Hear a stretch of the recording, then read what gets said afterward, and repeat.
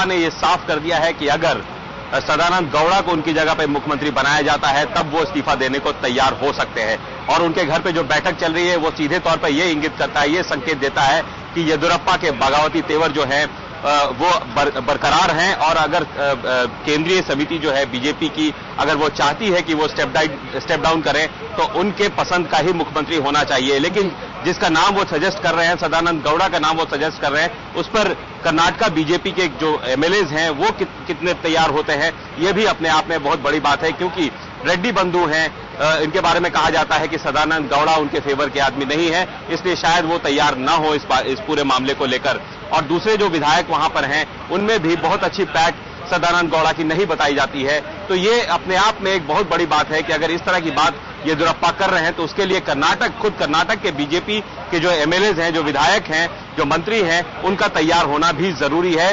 तभी ये संभव हो पाएगा और शायद बीजेपी इसके लिए तैयार हो ना हो, ये भी देखने वाली बात होगी। बड़ी खबर आ रही है, येदियुरप्पा की ओर से कहा गया है कि अगर गौड़ा सीएम बनते हैं तो वो अपना इस्तीफा सौंप देंगे, यानी कि वही हुआ जिसके कयास पहले से लगाए जा रहे थे। साफ कर दिया है यहां पर येदियुरप्पा ने, उनकी ये नई शर्त है। उन्होंने कहा है कि सदानंद गौड़ा अगर चीफ मिनिस्टर बनते हैं कर्नाटक के तो वो अपना इस्तीफा तुरंत सौंप देंगे। शाहिद काजी हमारे संवाददाता और ज्यादा जानकारी देंगे। शाहिद, क्या कुछ कहा गया है येदियुरप्पा की ओर से? जी बिल्कुल, सूत्रों की तरफ से यहाँ जानकारी मिल रही है कि वो सदानंद गौड़ा का नाम पेश कर रहे हैं और उनके लिए वो पहले भी उन्होंने पहले नंबर पे सदानंद गौड़ा को रखा था और वही हुआ। और काफी उसके साथ बताया जा सकता है कि सदानंद गौड़ा ही अगले सीएम हो सकते हैं, उन्होंने साफ कर दिया। और पार्टी हाईकमांड के लिए भी सदानंद गौड़ा को बनाने में कोई दुश्वारी नहीं होगी, क्योंकि सदानंद गौड़ा एक सीनियर लीडर भी हैं और साबिक में यहाँ के प्रेसिडेंट भी रह चुके हैं। तो अंदाजा यही है कि अगले सीएम ये हो सकते हैं। और किस तरह की जानकारी आप सदानंद गौड़ा के बारे में देंगे हमारे दर्शकों को? ये काफी जमीन से जुड़े हुए नेता हैं और येदियुरप्पा के साथ हमेशा रहे हैं और किसी कंट्रोवर्सी में रहे नहीं है। काफी माना जाता है यहाँ एक सदानंद गौड़ा है, एक सुरेश कुमार है जो काफी अच्छी और साफ छवि रखते हैं। तो यही अंदाजा लगाया जा सकता है कि अब येदियुरप्पा पूरी तरह से उनके फेवर है। सूत्रों के हवाले से खबर मिल रही है, सदानंद को सीएम बनाने की बात कर रहे हैं। और यहां पर आपको बता दें कि लगातार ये सवाल भी बना हुआ था कि अगर येदियुरप्पा जाते हैं तो आखिर उनके जाने के बाद कौन बनेगा नया मुख्यमंत्री।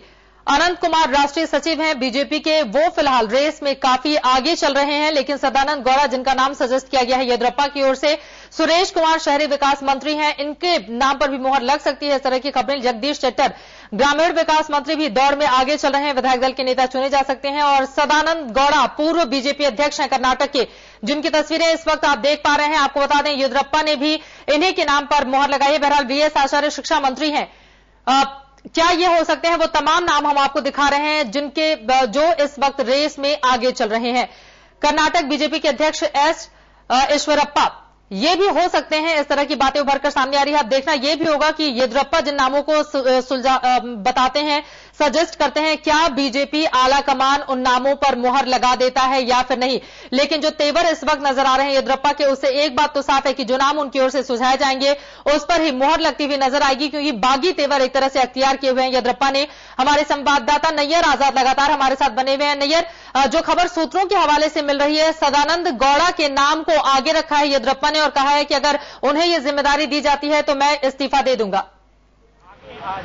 जी बिल्कुल, अभी ये खबर आई है और ये कहा जा सकता है कि कहीं ना कहीं जो जिस तरह से दबाव बनाने की कोशिश कर रहे थे येदियुरप्पा, एक नाम पर आके वो टिक गए हैं और ये चाहते हैं कि उनके फेवर के जो सदानंद गौड़ा हैं उनके नाम पर पार्टी विचार करे। तो सीधे तौर पर यह कहा जा सकता है कि अगर इस नाम पर विचार किया जाएगा तो येदियुरप्पा किसी भी वक्त इस्तीफा दे देंगे। और अभी अंदर में वो बैठक कर रहे हैं अपने घर पे बेंगलुरु में, और उसके बाद से कोई बड़ी खबर आ सकती है। शायद येदियुरप्पा इस ओर संकेत भी कर सकते हैं, निकल के एक स्टेटमेंट दे सकते हैं कि वो इस्तीफा देने को तैयार है अगर सदानंद गौड़ा का नाम सामने लाया जाता है। लेकिन सबसे बड़ा सवाल, जो मैंने पहले भी कहा, कि वहां पर कई विधायक ऐसे हैं जो शायद सदानंद गौड़ा के नाम पर तैयार ना हो, और ये बीजेपी के लिए सबसे बड़ी सरदर्दी होगी। जी बिल्कुल, वहां के विधायकों की बात तो खैर हम आगे करेंगे ही आपसे, लेकिन सदानंद गौड़ा के नाम पर क्या बीजेपी आला कमान की ओर से हरी झंडी दिखाई जा सकती है? देखिए, मैं बता दूं कि यहां पर जो आज पार्लियामेंट्री बोर्ड की बैठक चल रही थी, उसमें पूरे बैठक के दौरान सदानंद गौड़ा खुद मौजूद थे इस पूरे बैठक में।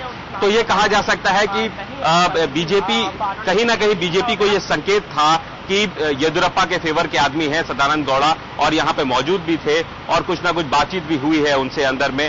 और ये भी कहा जा सकता है कि जब येदियुरप्पा ने इस तरह की बात की है तो शायद बीजेपी इस बात को आगे बढ़ाए, लेकिन साथ साथ उनको ध्यान रखना होगा कि वहां के विधायक जो हैं वो क्या चाहते हैं। जी चलिए, बहुत शुक्रिया नैयर इस पूरी जानकारी के लिए। आगे भी आपका हम रुख करते रहेंगे। इसके साथ ही शायद आपका भी शुक्रिया बेंगलुरु से पूरी जानकारी हम तक पहुंचाने के लिए।